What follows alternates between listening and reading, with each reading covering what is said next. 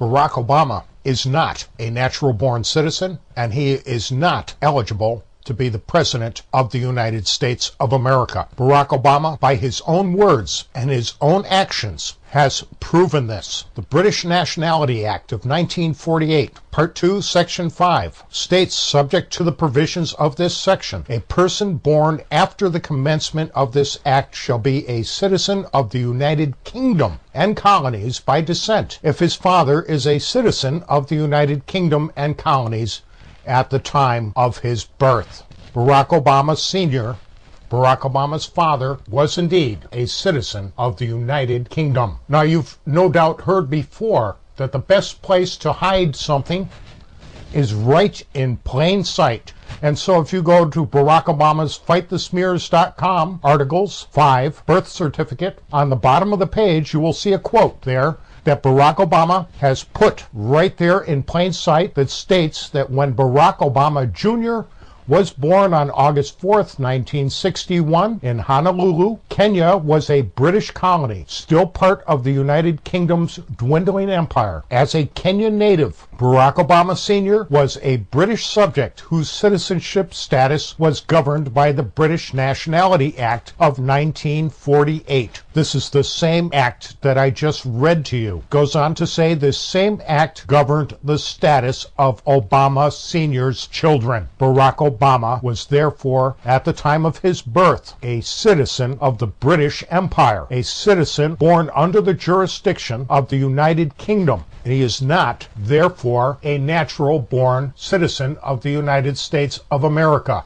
Furthermore, Barack Obama has on occasion stated that he is a citizen according to the 14th Amendment. That is not true either. The very first line of the 14th Amendment says all persons born or naturalized in the United States and subject to the jurisdiction thereof are citizens of the United States and of the state wherein they reside. So you'll notice that there are two parts of this equation. To be a citizen, you have to, 1, be born or naturalized in the United States, and part 2, you have to be subject to the jurisdiction of the United States. Well, according to the 14th Amendment then, and what we have just read previously, Barack Obama was born a subject under the jurisdiction of the United Kingdom. He was not, therefore, born under the jurisdiction of the United States. So according to the 14th Amendment, Barack Obama is not even a citizen of the United States. Now also, I said by his words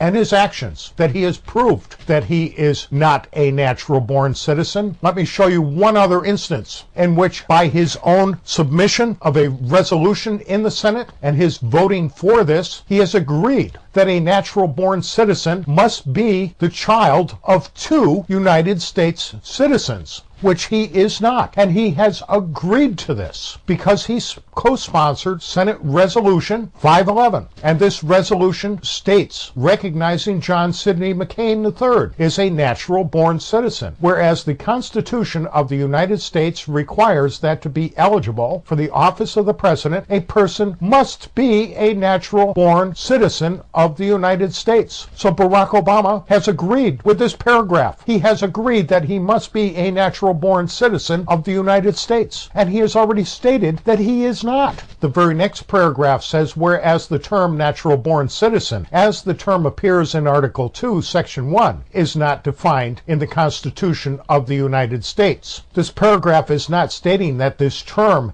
has never been defined. It is simply stating that it has never been defined within the Constitution of the United States. It has been defined. It is a legal term that has been used for centuries, and it was defined by the founders and framers of our nation. The very next paragraph says, whereas there is no evidence of the intention of the framers or any Congress to limit the constitutional rights of children born to Americans serving in the military, nor to prevent those children from serving as their country's president. Barack Obama has agreed to this paragraph. The next paragraph, whereas such limitations would be inconsistent with the purpose and the the intent of the natural-born citizen clause of the Constitution of the United States, as evidenced by the first Congress's own statute defining the term natural-born citizen. Once again, Barack Obama co-sponsored this resolution, and he voted